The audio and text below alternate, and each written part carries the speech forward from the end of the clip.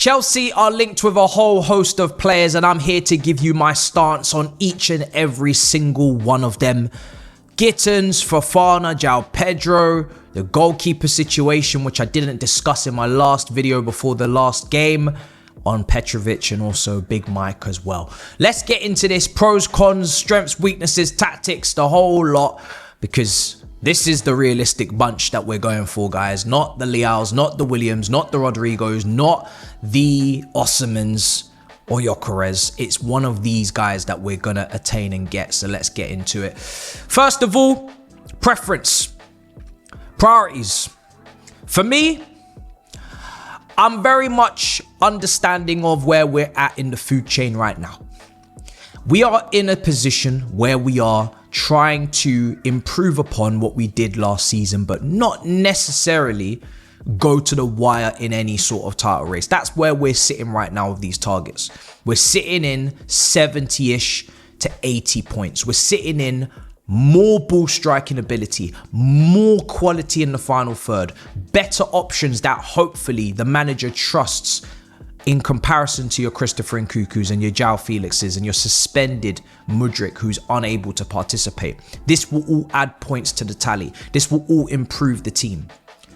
Yes, the Champions League football is there. That level of competition twice a week is going to take its toll. That's why I'm capping us at the moment with these targets, because they have to develop, because they have to improve, most of them, because they're very young and still rough around the edges in some departments. Now, my preference and priority out of these players, especially out left wing, first of all, I would prefer Fofana. If it's one or the other, I prefer Fofana. I think he's a much better kind of differential in comparison to what we have right now. You look at most of our wingers, all of them, they're all P&P. You look at Mudryk, you look at Neto, you look at Mudryk, if we're counting him.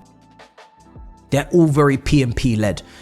Fofana has a little bit more ingenuity, a little bit more intelligence, a little bit more craftsman in his game. There's something being cooked. There's a craft to it. There's more balance between a Sancho and, say, a Gittens. There's a better blend in Fofana. There's more complete profile in terms of a winger. From a winger, what do I need? Especially in this system with no overlapping fullbacks. I need somebody that is going to be a dribbling monster. I need someone that is going to rip their fullback 1v1 because you don't get the support. That's something that Gittens does, and statistically, he's proven it per 90 that he's successful in that in his attempts. But Fofana is also able to do it. Also highly regarded in League 1 for this successful, blistering pace, explosive pace. But like I said, when it comes to dribbling, he goes both ways. He uses both feet, crossing, creating, linking up, passing.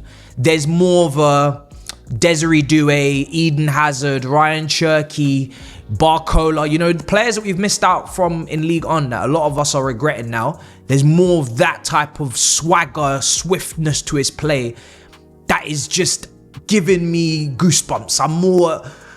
I'm more inclined to get involved in that type of winger because we've already got so much P&P. Gittens is more in the P&P mode. Former Manchester City, you know, blistering pace, explosive again on the flanks, strong, argy-bargy. You can definitely, you know, look at him in that way where you think, okay, he's going to be able to hold off his man. And the ball striking ability is there as well, just only mainly on the right foot in comparison to Fofana on both feet. And takes a lot more shots than Fofana, but Fofana right now statistically is more accurate. But again, you're just adding better ball strikers into the front line anyway with both of them. So I ain't got no qualms, I ain't got no queries on that side of things. My preference is Fofana. Like I said, there's a bigger difference to what we already have. And also just the fact that he's more unpredictable in terms of his chance creation, passing, linking up. I like that. So, but this is my caveat. This is my qualm. Why are we only talking about signing one? Why don't we just go and get both? Because we've already seen what competition does with Jackson. Jackson was looking for motivation with Astrid Wet. Now he's getting motivation from Liam Delap. I know my preference. I know what I prefer. This is what we have seen in the first game. Will it continue throughout the whole season? But it will certainly elevate him. It will certainly get him pushing a lot harder. There can be no complacency because your shirt and your position can be taken like that. It's not like when you got Gu. So left wing, both of these players, I'd like to cap at around 45 million. All in, add-ons included. Both of these players are going to need to acclimatize to the new league in different ways. Maybe Fofana, people will say physically, even though he's coming from League 1, and that's a very good league to translate to the Premier League 2 physically, but he's more nimble. He's like 5'6", so fair. 5'7". That's your argument. For Gittens, maybe it's more on the technical side. Gittens is a player that systematically suits us as well, because yes, we're playing with that out and out left winger, touchline winger. We're not asking Gittens to play in this inside role that he's been playing at Dortmund. They're now playing a 3-4-3. He's far less productive. He's got 1 goal in 12 playing, now 1 goal in 13 now off the bench if you're including the other day, playing in this inside 10 role in a 3-4-3. Same formation we played under Thomas Tuchel when we won the Champions League. That's more suited to a Chukwuemeka. Earlier on in the season under the previous manager at Dortmund, he's playing left wing touchline, and I think he's got like 12 goals in 27, roughly. That's more productive. Out on the left wing, dribbling, going past players, cutting on his right foot, taking shots. That's Gittens, right? More Mudryk, in my opinion, more Mudryk mold. Actually, not even Mudryk mold, because Mudryk had that reverse pass, he had that weight of pass. Gittens really don't want to be doing up the link up, the passing. Gittens, when he's playing, he's not going to one touch round the corner, flick. That's more Fofana. That's why I prefer Fofana. I think he's more complete, more well-rounded. Gittens is more of your Nico Williams, touchline left winger. And I'd say not better than Nico Williams either. So I'm trying to put a perspective here. But he's more raw 1v1 threat shooting. That's him. Madueke maybe closer comparison than, like I'm saying with the other guys, Desiree Doués, the Cherkis, the Fofanas now at Lyon that we're after. So for me, that's my preference, but get both because we need competition. And I'm not really that fussed and keen on Mudryk anyway. That price point that we paid, 62 million plus add-ons, he's not worth that. He's a 35 million pound player. These are 35 to 45 million pound players. When you sign them for that price point, you create the expectation that they are developing, that they do need improving, they do need feeding, clothing, housing, malnourished individuals that need, to go through puberty. That is what we're signing. That is what we're getting. When you go for that 60 million plus point, you are looking at your Barcolas, your Leaos, your players that are put on immediate expectations to perform and deliver the goods because they've come from big clubs. They've come from big expectations. They've won trophies. They should have developed a little bit more of that mentality that we're searching for, crying after. So that is my situation on that. Get both. If you can get both at a good price, do not pay Dortmund a penny more than what was the last offer. In fact, bring the offer all the way back down. That brother sped like Wesley Fofana. He's going to get points on his license, yeah? That's what Gittens did. Sped, yeah? Out of that training ground, he was not happy that he didn't get the move. So we can't play him in the Club World Cup now because you've already registered him. That's one reason to bring that price point down. No Club World Cup tax. We cannot use him even in the round of 16 or the quarters. Fofana from Lyon, we would be able to. Another plus point in his direction. So you don't really use him to his best ability now, Gittens, in this new system with this new manager. We can't play him in the Club World Cup. Bring that price right back down. 35 million, 40 million plus add-ons. Don't let it go past 45 for the pair of them. Bring them both in. So you've got a blend of both in terms of strengths, weaknesses, what they can offer. They're both developing. They both need time. They both need to integrate. So I just get both. Mudryk doesn't exist. And then I'd keep the right wing, Madueke, Neto for the time being, because they've been here, they've a little bit of experience going to the Champions League campaign. It's important. See if they can improve. See if Neto can create more assists for himself in the fact that he's got a delap, he's got a presence in the box, better box movement. See if Madueke can improve on his tally as he was our highest goal scoring winger last season. See if he can kick on. Whoever fails out of the two, hit the hikes next season, next summer, bye-bye. And then in comes Quenda. Young, international, under 21 Portuguese player. He comes in on the right wing and he gets integrated 2026. Estevao just becomes a deputy 10 because he already said in the quotes that he sees himself as a 10. That's what he said. And we was all like, did this get lost in translation? Is there a language barrier? What's going on right now? But considering the situation with Palmer always being the outright 10, clear starter, best attacker that we have, despite the form, Maresca's going to let him keep drifting between the right half space, left half space. We can see him creating crosses and chances off the left. Do the same off the right. Cut, check back, cut back, pull back, shots, either angle, he's able to score. He's a threat from both sides. If you go back and watch his goals, even in the Poch season, I have no problem with it. As long as he's got the license to move and double up on whatever flank he wants to, I have no issue with that. Enzo Fernandez will pick up the pieces with the box crashing, as well as Cucurella. So you're not going to play him as a touchline winger, Cole Palmer. So you've already, moved him out of the equation. Estevao can deputize for Palmer in that 10. And this is a good thing. Let Estevao kind of learn the 10 if he wants to. Let him learn the right wing and the 10 next season. So if Quenda is the be-all and end-all out on that right wing, and he is this incredible talent that has to start, we want to maximize him. We want to absolutely, put his potential to the highest of heights. That will be on the right wing. It won't be on the left wing. If you want to maximize the potential of Quenda, from what I've seen on the reverse passes, on the creativity, the little clips, the chips, the shooting, it's off the right. He can play on the left. So can Mudryk in that one good performance we saw in the Premier League. But at the end of the day, you're not maximizing. You're not peaking on the potential. So let him play and start to foresee and start to imagine a world where for two positions, you are thinking Quenda, Estevao, Palmer, and you are trying to make one of them able to do both, like an Estevao. So you're not completely, stuck on Quenda versus Estevao for right wing. And then when it comes to up front, we've been linked with João Pedro. João Pedro is a very clean as a whistle footballer.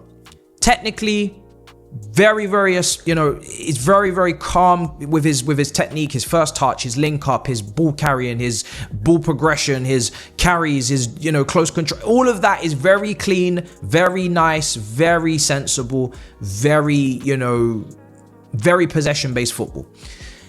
He played as a 9, then he played as a 10, he plays as a second striker. It really depends on what part of his career you go to, from Watford, Brighton, back in Brazil. I don't see João Pedro as the Osimhen in my head, as a striker, someone that will be on the end of everything, somebody that is an outlet like that, somebody that bangs goals. He doesn't have that tally, his non-penalty goals, it's not really high heights. He's mainly bagging penalties at Brighton, chipping in here and there. He's the guy that you want coming in second to whoever's up front when it comes to box crashing. He's not your, like I said, Osimhen or Gyökeres. He's more of your Nkunku, Felix. So you got to sell those two first and then you bring him in. I don't really necessarily understand this, because if he's going to be a depth piece for Palmer and we don't play with a second striker, and that's what he is, in my opinion. Drops deep, links things up, back to play, turns, We don't play with that. We don't play with a second striker. We found out with Nkunku, hence why he got shoehorned up front. Found out with Felix, he never got any game time. So I don't understand it from a profile standpoint.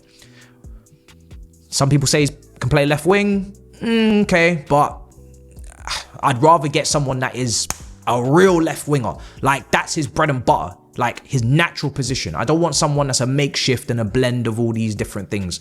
This is your Swiss Army knife coming at your service right now.